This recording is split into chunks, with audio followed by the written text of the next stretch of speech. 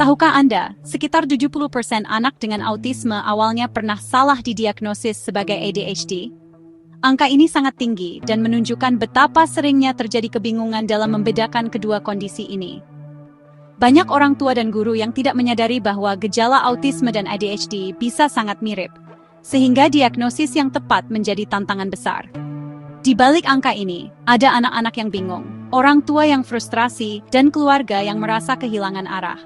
Mereka seringkali merasa sendirian dalam menghadapi situasi ini, tanpa tahu harus mencari bantuan kemana. Guru pun seringkali serba salah, tidak tahu apakah harus memperlakukan anak sebagai anak dengan ADHD atau autism, sehingga pendekatan yang diberikan pun bisa kurang tepat. Banyak gejala memang tumpang tindih, anak sulit fokus, sering bergerak, atau tampak tidak mendengarkan. Namun, di balik perilaku ini, bisa jadi ada kebutuhan yang berbeda yang belum terungkap. Tapi, apakah mereka benar-benar ADHD, atau justru kewalahan dengan stimulasi sensorik dan kecemasan sosial khas autisme? Seringkali, anak-anak ini hanya butuh lingkungan yang lebih memahami dan mendukung. Di Indonesia, kurangnya edukasi dan stigma membuat salah diagnosis makin sering terjadi. Banyak keluarga takut mencari bantuan karena takut dicap negatif oleh lingkungan sekitar. Sudah saatnya kita berhenti memberi label sembarangan dan mulai benar-benar memahami kebutuhan unik setiap anak. Dengan pemahaman yang lebih baik, kita bisa membantu mereka tumbuh dan berkembang sesuai potensi mereka. Salah diagnosis bukan sekadar kesalahan di atas kertas, dampaknya bisa menghancurkan kepercayaan diri anak. Anak autisme yang ditangani seperti ADHD sering tidak berkembang karena akar masalahnya berbeda. Orang tua lelah, biaya dan waktu terbuang, sementara anak merasa gagal. Di sekolah, strategi untuk ADHD tidak selalu cocok untuk anak autisme, sehingga mereka tetap dianggap sulit diatur. Akibatnya, anak bisa terisolasi, dibully, dan gagal akademis. Yang paling menyakitkan, waktu emas untuk intervensi yang tepat terbuang sia-sia. Kesempatan terbaik anak untuk berkembang bisa hilang selamanya. Untuk memahami kenapa ISD dan ADHD sering tertukar, kita harus melihat ke dalam otak mereka. ADHD terutama memengaruhi korteks prefrontal, pusat fokus dan kontrol impuls. Pada ADHD, sistem dopamin dan norepinefrin tidak optimal, membuat anak sulit fokus dan impulsif. Pada autisme, perbedaan konektivitas otak menyebabkan fokus ekstrem pada detail, tapi kesulitan memahami konteks sosial. Sensitivitas sensorik dan kecemasan juga lebih menonjol pada ISD. Perilaku serupa bisa muncul dari akar neurologis yang sangat berbeda. Itulah pentingnya diagnosis yang tepat. Gejala tumpang tindih antara ASD dan ADHD sering membingungkan, baik bagi orang tua, guru, maupun anak itu sendiri. Banyak perilaku yang tampak serupa, padahal penyebab dan cara menanganinya bisa sangat berbeda. Anak ADHD biasanya sangat ingin berteman dan berinteraksi, namun sering bertindak tanpa berpikir, sehingga kadang dianggap mengganggu atau sulit diatur. Mereka juga sering kesulitan membaca isyarat sosial, sehingga niat baiknya bisa disalahartikan oleh teman-teman. Sementara itu, anak autisme mungkin tampak tidak tertarik bergaul, bukan karena tidak mau, tapi karena kesulitan memahami aturan sosial yang tidak tertulis. Mereka bisa tampak cuek atau menyendiri, padahal sebenarnya ingin terlibat. Masalah fokus juga berbeda. Anak ADHD mudah teralihkan oleh hal-hal di sekitarnya, sedangkan anak autisme justru bisa terlalu fokus pada satu minat tertentu, hingga sulit berpindah ke aktivitas lain. Guru bisa salah menilai anak yang melamun. Apakah pikirannya melompat-lompat karena ADHD, atau justru tenggelam dalam dunia sendiri seperti pada autisme? Perbedaannya kadang sangat halus. Memahami motivasi di balik perilaku anak adalah kunci utama untuk memberikan dukungan yang tepat. Observasi dan komunikasi yang terbuka sangat membantu. Tanpa pemahaman ini, strategi yang diterapkan bisa salah sasaran, bahkan memperburuk situasi atau membuat anak merasa tidak dimengerti. Setiap anak adalah unik dan membutuhkan pendekatan yang sesuai dengan kebutuhan serta kepribadiannya. Dengan perhatian dan empati, kita bisa membantu mereka berkembang optimal. Kenalkan Adam, seorang anak laki-laki berusia 8 tahun yang sering dicap nakal oleh lingkungan sekitarnya.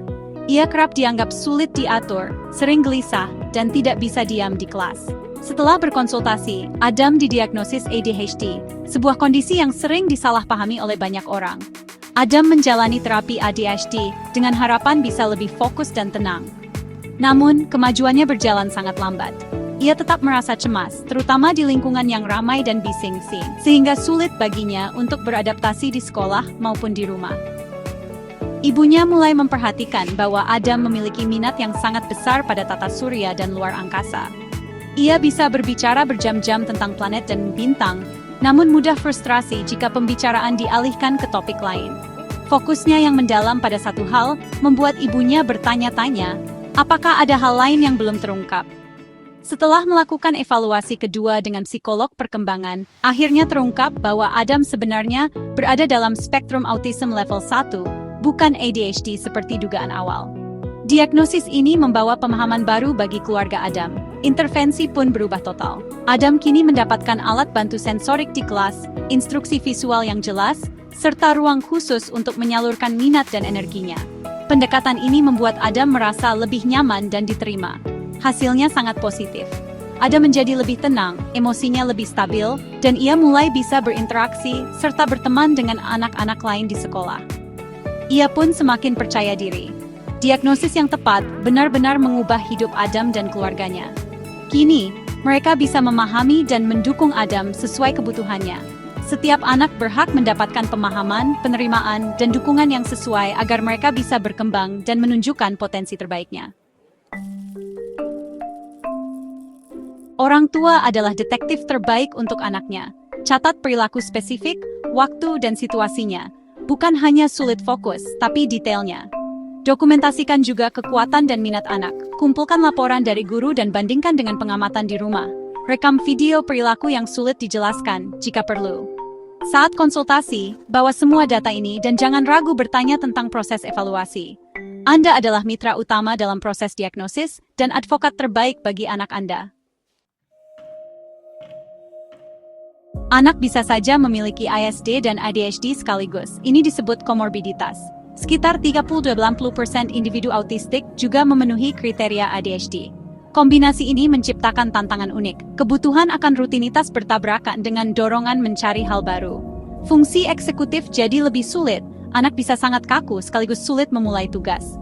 Intervensi harus disesuaikan. Tidak bisa hanya fokus pada satu diagnosis. Tim ahli yang paham kedua kondisi sangat penting untuk mendukung anak secara optimal.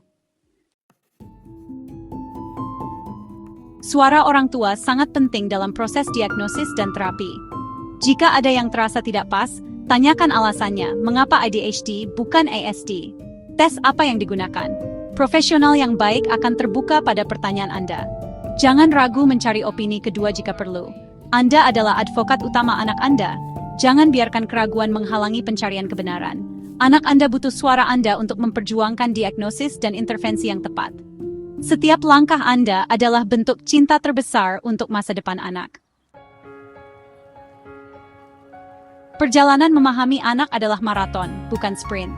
Teruslah belajar, bergabung dengan komunitas, dan berbagi pengalaman. Pengetahuan dan dukungan dari sesama orang tua sangat berharga. Saling berbagi bisa menjadi cahaya bagi yang lain. Ambil langkah konkret, bagikan informasi ini pada orang yang membutuhkan. Jadikan belajar sebagai kebiasaan demi masa depan anak-anak kita. Bersama, kita bisa menciptakan masyarakat yang lebih inklusif dan penuh pemahaman.